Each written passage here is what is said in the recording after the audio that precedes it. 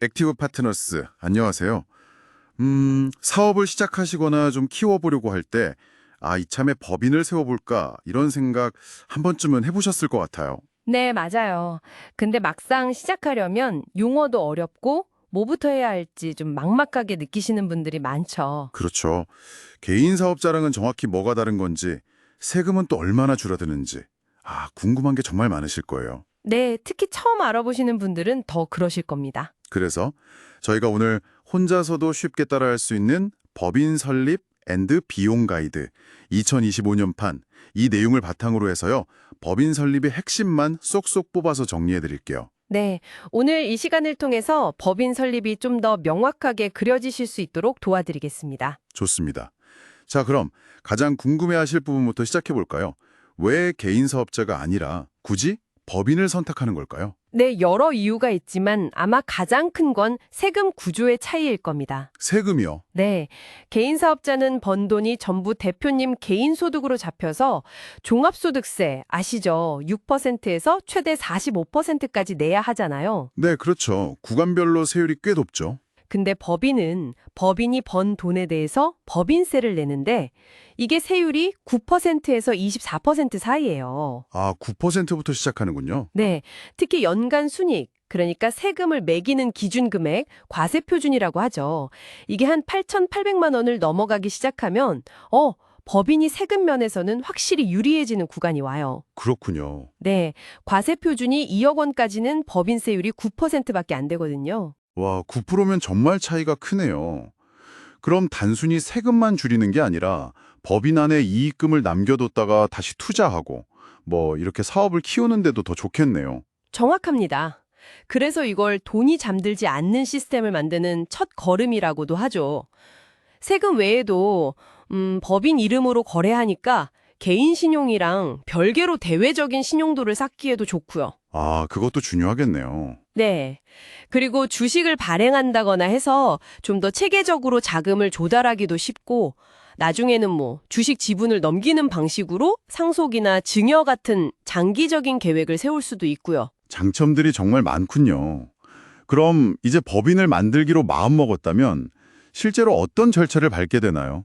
보통 한 달 정도 걸린다고 들었는데요. 네, 전체적으로 보면 한 달 정도 잡는데요. 크게 보면 두 단계예요. 등기 신청하고 그다음에 사업자 등록하는 거요. 등기 신청과 사업자 등록이요? 네. 근데 그 전에 제일 먼저 해야 할 일이 정관이라는 걸 만드는 거예요. 이게 뭐냐면 회사의 가장 기본적인 규칙. 그러니까 회사의 헌법 같은 거라고 생각하시면 쉬워요. 회사의 헌법이요. 어떤 내용이 들어가나요? 네. 우리 회사가 무슨 사업을 할 건지 사업 목적이죠. 그리고 임원은 누구로 할지, 주주는 어떻게 구성할지 이런 기본적인 사항들을 정하는 건데요. 이게 나중에 세금 문제나 배당, 심지어는 사업 승계까지도 다 영향을 미치거든요. 와, 정말 중요하네요. 그럼 정관 만들 때 특별히 좀 신경 써야 할 부분이 있을까요? 사업 목적을 정할 때요. 당장 할 사업만 딱 적는 것보다 나중에 혹시 할 수도 있는 사업 분야까지 좀 넓게 넣어두시는 게 좋아요. 왜죠? 또 변경 등기를 해야 하거든요. 그럼 시간도 걸리고 비용도 또 들잖아요.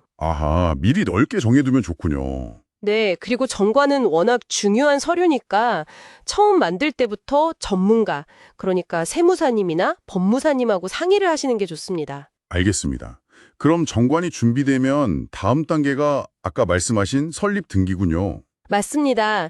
이건 인터넷 등기소라고 온라인으로 전자등기를 할 수도 있고요. 아니면 직접 관할 등기소에 찾아가서 서류를 내는 방법도 있어요. 서류는 어떤 게 필요한가요? 아까 만든 정관하고 발기인 회의의 의사록, 임원들이 취임하겠다는 승낙서, 주주 명부 이런 것들이 필요하고요.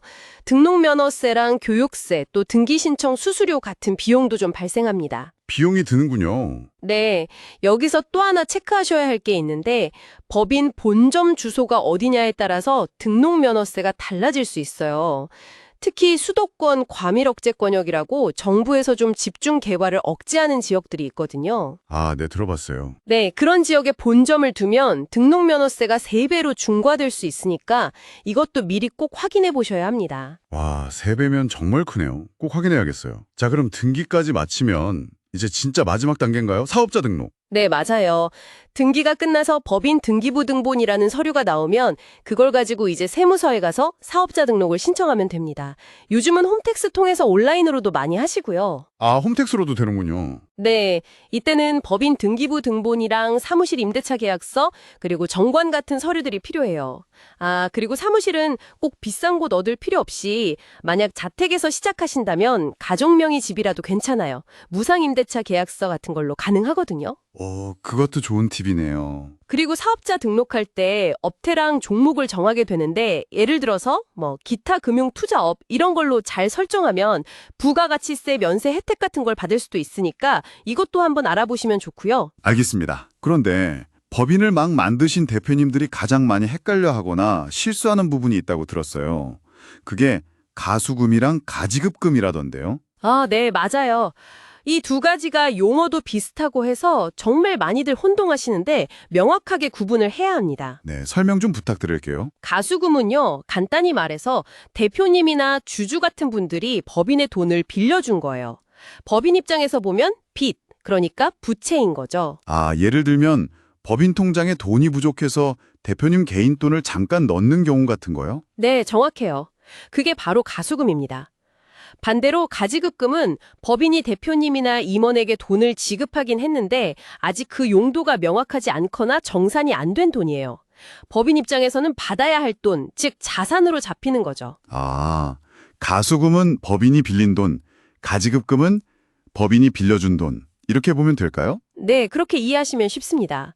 근데 이걸 제대로 관리 안 하면 나중에 문제가 될 수 있어요. 어떤 문제가 생기나요? 가수금이 너무 많이 쌓이면 특히 전체 주주들 가수금 합계가 한 21억 7천만 원 정도를 넘어가면 세법에서는 이걸 증여로 볼 수도 있어요. 그럼 증여세 문제가 생길 수 있고요. 혹 증여세요. 네. 그리고 가지급금은 더 문제가 많은데 매년 거기에 대한 이자, 인정이자라고 하거든요. 그걸 계산해서 법인 소득에 포함시켜야 하고 또 여러 가지 세무상 불이익이 따라와요. 그래서 가능하면 가지급금은 아예 만들지 않는 게 가장 좋습니다. 와, 정말 중요하네요. 처음부터 관리를 잘해야겠어요. 네. 그래서 법인 설립 초기부터 세무 전문가랑 꼭 상담하셔서 이 가수금, 가지급금 관리 계획을 세우시는 게 정말 중요합니다. 네, 명심하겠습니다. 그리고 법인을 운영하다 보면 매년 나가는 고정 비용도 있잖아요. 세무 기장료라든가 법인 카드 연회비 같은 것들이요. 그렇죠. 그런 비용들이 발생하고 또 법인 비용으로 처리하려면 반드시 업무랑 관련이 있다는 걸 증명할 수 있는 증빙서류, 그러니까 세금 계산서나 신용카드 영수증, 현금 영수증 같은 적격 증빙을 꼭 챙겨야 한다는 것도 잊으시면 안 됩니다. 네, 적격 증빙 중요하죠. 그리고 마지막으로 이 모든 복잡한 과정을 함께 헤쳐나갈 든든한 파트너, 바로 세무사를 잘 만나는 게 정말 중요합니다. 아, 그렇죠. 어떤 기준으로 고르는 게 좋을까요? 단순히 기장료가 싸다고 덜컥 계약하기보다는 우리 회사 상황을 좀 깊이 이해해주고 또 소통이 잘 되면서 우리에게 맞는 절세 방법을 적극적으로 찾아주는 그런 전문가를 만나시는 게 장기적으로 보면 훨씬 더 큰 도움이 될 겁니다. 네, 소통이 잘 되는 전문가 정말 중요할 것 같습니다. 자, 오늘 법인 설립의 시작부터 운영 시 주의할 점까지 쭉 한번 훑어봤는데요. 세금 혜택부터 시작해서 좀 더 체계적으로 회사를 운용하고 자산을 관리하는 큰 그림까지 법인이 가진 여러 가지 가능성을 좀 엿볼 수 있었던 것 같습니다. 네, 오늘 이야기 나누면서 꼭 기억하셨으면 하는 건 법인 설립이 끝이 아니라 이제 제대로 된 시스템을 만들어가는 시작이라는 점이에요. 정관 하나 만드는 것부터 시작해서 등기, 그리고 아까 강조했던 가수금, 가지급금 관리나 적격 증빙 챙기는 이런 실무적인 부분들 하나하나를 꼼꼼하게 챙겨야 길게 보고 안정적으로 성장할 수 있습니다. 맞습니다. 오늘 저희가 다룬 내용 외에도 비용 처리 항목은 구체적으로 어떤 것들이 있는지, 세금 관련해서는 어떤 일정을 챙겨야 하는지, 또 사업하다 보면 변경해야 할 사항들이 생길 텐데 변경 등기는 어떻게 하는지 등등 더 자세하고 구체적인 정보들이 필요하실 텐데요. 오늘 저희가 참고한 혼자서도 쉽게 따라할 수 있는 법인 설립 앤드 비용 가이드에 이런 내용들이 아주 상세하게 담겨 있으니까요. 꼭 한번 참고해 보시면 좋겠습니다. 액티브 파트너스였습니다. 여러분의 성공적인 법인 설립과 힘찬 성장을 진심으로 응원합니다.